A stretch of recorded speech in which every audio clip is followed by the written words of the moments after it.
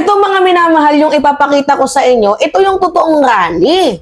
'Di ba? Yung halos hindi mahulugan ng karayom. Imagine nyo sinugod po ng Bagong Pilipinas Alliance. Kasama na po si PBBM. Pumunta po sila mga minamahal sa Davao. Specifically sa area ng Davao del Norte. Kahit sinasabi pa natin na ito ay baluarte ng mga Duterte, syempre unang papasok dyan walang sasama dyan kasi baluarte yan ni Duterte, walang makikiapid dyan kasi baluarte yan ni Duterte, walang makikisimpatya dyan kasi kay Digong yan, halos lahat dyan kay Digong yan. Yan yung unang papasok, di ba? Mentality ng mga tao, lalo na yung mga basher.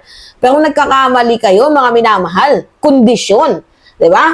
Humigit kumulang 40,000 katao. Hindi na nga po mahulugan ng karayom yung mga dumalo dun Siksikan at puno. 'Di ba? Yung alyansa ng Bagong Pilipinas. Meron ako ipapakita mga picture sa inyo mga minamahal. At kayo na po ang humusga. Ayan daming tao. Hindi lang yan. Tingnan nyo. Dami. Kaya nga sabi ko halos hindi na mahulugan ng karayom. Dami. Meron pa. Yan kikita ninyo, ito kasi yung stage. Diba? Sobrang dami. Dami, gagi, guys. See? Kita ninyo? Sobrang dami. Hindi na mahulugan nga ng karayom sa sobrang dami. Ito pa. Hindi yan photo ops, mga minamahal. Hindi yan photo ops. Talagang literal na mga, yan po yung dumalo. Di ba? Sobrang dami, Kita ninyo? Ito pa. Hindi yan pa ulit-ulit na picture. Sobrang dami talaga. Ayan, dami. Di ba? Sobrang dami. Ito, mga nakabarikada na kasi para hindi magsiksikan. Sobrang dami, Imagine, baluarte mo. Imagine nyo, mga minamahal, baluarte ni former President Duterte, pero sa kanyang baluarte, madaming mga Marcos supporters, madami ang dumalo, madami ang nakiapid, madami ang sumama, madami ang nakiisa. Di ba? Baluarte mo ba talaga yan, Former President Duterte, or baka ene-eme ka lang ng mga tao dyan na sinasabing gusto nila sa'yo, 'di ba? Nakikisimpatya sila sa iyo, pero yung totoo, yung kanilang mga damdamin ay para dito sa administrasyon. Kaya pansinin ninyo, mga minamahal, samantalang yung nagsagawa ng rally, itong kampo ni former President Duterte, sa mismong baluarte nila, yung mga dumalo, mga naka-red. Yan mga naka-red, yung mga dumalo. Rally nila mismo may picture ni Rodante Marcoleta. Sa mismong rally nila, yung mga dumalo, mga naka-red. Yan, nakapula. Imagine nyo, mga nakapula. Hindi yan orange, pula talaga yan, mga minamahal. Sarili nyong rally, binabastos kayo. Meron pang ang video Yung mga nagra-rally na yan, ayan, nawala. Nawala natin yung video. Pero makikita ninyo, na diyan, may nakalagay Marcoleta. Pero yung mga dumalo, mga naka-red. Kaya pambabastos. Kaya nga hindi na natin maikakaila, mga minamahal, na yung rally talaga dyan sa Davao, talagang lutong-luto. Itong kampo ni former President Duterte, kasi biruin mo, dinumog. O gaano kadami yung estimated, mga minamahal? 40,000. Kahit na sinasabi ito bilang baluarte ng mga Duterte umano, tinatayang nasa 40,000. 40,000, Yan yung balita. Nakalagay, binabasa ko lang. 40,000 katao ang hindi natinag at dumalo sa pagtitipon. Isang indikasyon na mas marami pa ding naniniwala sa advokasya ng Pangulong Bongbong Marcos at Partidong Alyansa. Yeah? Hindi mahulugan ng karayom dahil sa sobrang dami pinuno. Which is wala nito, itong si Digong. Diba? Tapos sa mismong baluarte nila, doon din sinunog ni PBBM itong si Duterte, mga minamahal, patungkol nga po doon sa mukhang natatakot, Kaya nagbanta, 'di ba? si former President Duterte, napapatayin yung humigit kumulang 15 na mga senador. Yeah? Ano yung sabi ni PBBM? Okay, parinig ko sa inyo mga minamahal. Parinig natin sa inyo mga minamahal, ha? Minsan, nakikita natin yung ibang partido, hindi sila nagugulat sila, natatakot yata sila sa inyo eh. Dahil pagka nakita ang lineup ng alyansa, kung ano-ano na sinasabi.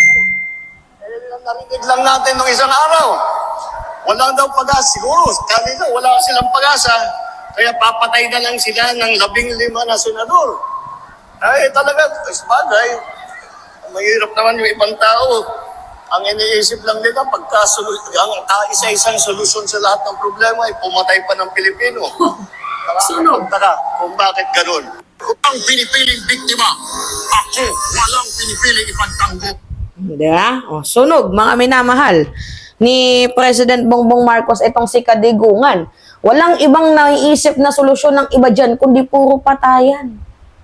See? Wala ka daw naiisip, Digong, na ibang paraan, kundi patayan. Yan ba yung solusyon sa lahat ng bagay? I'm just asking, mga minamahal, tama naman, diba? Yung sinabi ng ating presidente, diba na wala talagang ibang naiisip na solusyon itong si former President Duterte, kundi patayan.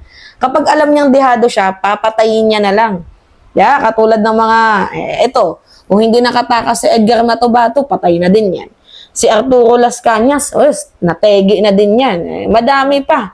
Kung hindi mga nakatakas, yung mga tauhan niya, wala, mga ano na yan, mga tigok na yan. Yeah, ang minamahal. Oh, ngayon naman, dahil medyo dehado itong sila former President Duterte, at I think naamoy nila na mukhang iilan lang. Siguro bilang lang sa isang daliri. Bilang lang sa isang daliri yung makakapasok dyan sa line-up nila, lalo pat kulang-kulang, mga pinabili lang kasi ng suka. Tingnan ninyo, mga minamahalang mangyayari dyan. Baka yung mga malalakas sa senador, abay baka ipauna ni former President Duterte. But kidding aside, mga minamahal, di ba imagine, sa mismong baluarte ni former President Duterte, sinunog ni PBBM itong si Kadigungan. Di ba? So, hurts na naman yan si Digong. Baka mamaya makita na natin yan, nagpapapress ko, Marcos Bangag. Yan na naman yung issue nila. Dala yan ng kabangagan mo. Yan, kasi dyan sila magaling Marcos Bangag, Marcos Adik, ano pa ba? Marcos Inutil, Marcos nagpepentanil, nagsashabu, yan. Hanggang dyan lang yung kaya nilang ibato. Di ba? Which is, hindi na nagkiklik yung bangag na president. Wala na, hindi na nagkiklik yung bangag, mga minamahal. Pinagtatawanan na lang yung salitang bangag. Kasi sa nakikita natin, siya yung bangag. 'Di ba? As a former president, tama ba na ginagawa mong jokes yung patayan? Kasi pag ginawa mong jokes yung patayan, mga minamahal, nino-normalize mo lang yung pumatay. Which is, tama ba yun? Na pumatay ka, nino-normalize mo lang yung salitang patayan, pinapababa mo yung ibig sabihin ng demokrasya, pinapababa mo yung ibig sabihin ng ating konstitusyon. Tama ba yun? 'Di ba? Pinapawalang bisa mo yung ating konstitusyon. Pinapababa mo ang dignidad, ang puri ng ating saligang batas. Tama ba yun? As a former president, sa'yo pa mismo nanggagaling yung mga words na ganyan. Like parang parang feeling ko, kinokondisyon na nga, mga minamahal, ni former President Duterte, itong kanyang mga senador, kinokondisyon niya na. Itong mga tao na mga nakikinig, kinukondisyon niya na kasi itong mga senador na to, di ba? Sasabihin naman nila, nino-normalize na yung patayan, yung parang i-acquit na lang nila itong si Sara Duterte. Nagigets ninyo, kinukondisyon na nila itong si former President Duterte para itong si Sara Duterte maligtas, di ba, sa impeachment, di ba? Okay lang naman, tatay ko nga, nagbantay. Yung parang gano'n ang mga salita ba? Nagigets ninyo, mga minamahal? Anyway, yun po, di ba? Sunog. Itong si Kadigungan. Yeah? It's me again. So, pahingi ako ng comments, mga minamahal. Yun, comments, di ba? Mag-comment kayo kung ano yung masasabi nyo, di ba? Hindi mahulugan ng karayom. Yan ang bagong Pilipinas. Di ba? Totoo. At merong paninindigan dito sa ating bayan. So, yun po, mga minamahal. Pahingi lang po ako ng comments, likes, and share. Syempre, don't forget to click the subscribe. And please always hit hit mga minamahal yung notification bell para lagi po kayong updated sa mga video na ina-upload natin. Alright? Yun po. Ingat mga kababayan.